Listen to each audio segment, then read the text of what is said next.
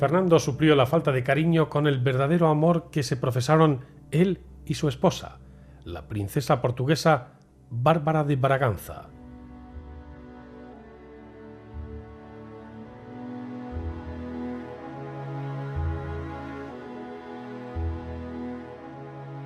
Doña Bárbara no era, desde luego, la más hermosa de las mujeres.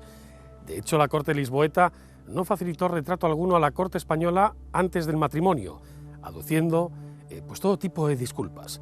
Pero tal falta de belleza, es cierto, la suplía con otras virtudes. Era una mujer extremadamente culta, llegando incluso a dominar varios idiomas. Componía música y era una excelente bordadora. Pese a las reticencias iniciales, pronto Fernando encontró en Bárbara su alma gemela. Era el consuelo en los periodos en los que la enfermedad heredada de su padre hacía presencia.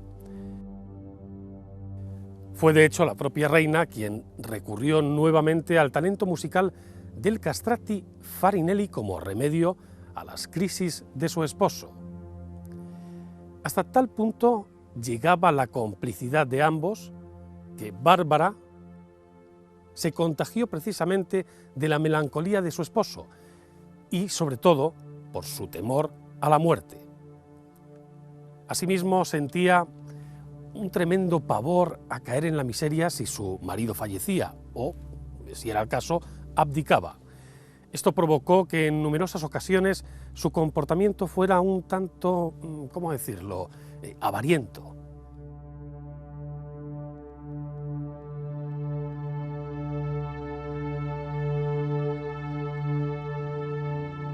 Desgraciadamente, su amor no fue finalmente correspondido con un hijo, ya que el rey padecía una afección genital que le impedía eyacular y, por tanto, pues claro, dejar embarazada a su esposa.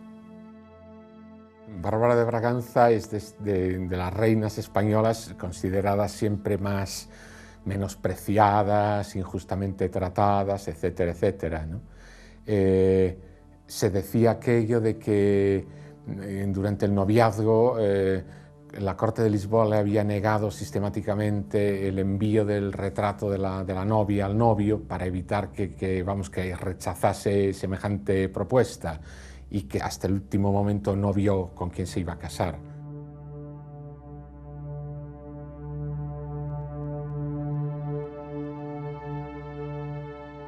Bárbara de Braganza era una mujer, sí, abundante de carnes, fea de cara, etcétera, etcétera, tremendamente culta, muy interesada en el arte, muy interesada hablaba lenguas antiguas, modernas, etcétera. Este tipo de mujer, como había sido Isabel de Farnesio, de ahí vino también mucha inquina entre ellas, ¿no? Era un tipo de princesa muy, muy culta, que no era muy habitual, pero en aquella época ya había este tipo de mujer.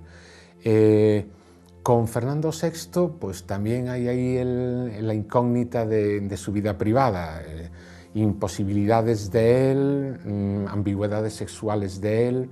En un momento dado, pues parece que se conforman con ser un matrimonio tranquilo y a vivir que son 2 días, lo cual no fue nada lejos de la realidad. Se montaban unas fiestas muy impresionantes y costosas en Aranjuez y en otros reales sitios. Disfrutaban con Farinelli, se organizaban una vida pues también con grandes disfrutes gastronómicos, etcétera, etcétera, y el país durante esa época vivió una etapa muy pacífica y muy positiva económicamente. Es decir, el reinado de Fernando VI, que también es un rey bastante desconocido y que sufrió todos los rigores de las herencias maléficas de la mente borbónica, pero vamos,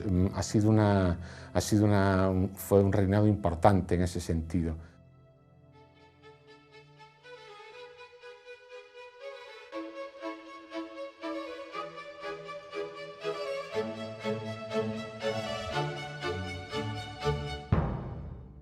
La reina dejó mala fama, tenía mala fama ya de ambiciosa, de avariciosa, de acumuladora de dinero, y la remató cuando murió Cuando murió esta mujer, aparte de 4 pequeñeces así personales que le dejó a su marido, el grueso de su dinero que había hecho acumulándolo durante su matrimonio, se lo legó a su hermano, el rey de Portugal, en lo que se consideró pues una fuga de capitales legal, porque así lo era, muy importante y que despertó mucha actividad de todos los gacetilleros y escritores de panfletos de la época, que eso resulta muy interesante como manifestación social de un descontento, sobre todo en una época del antiguo régimen todavía bastante alejada de la prerevolucionaria, una época ya de 1700 y pico, ya los panfletos proliferaban en toda Europa, pero aquí hablamos de la primera mitad del siglo.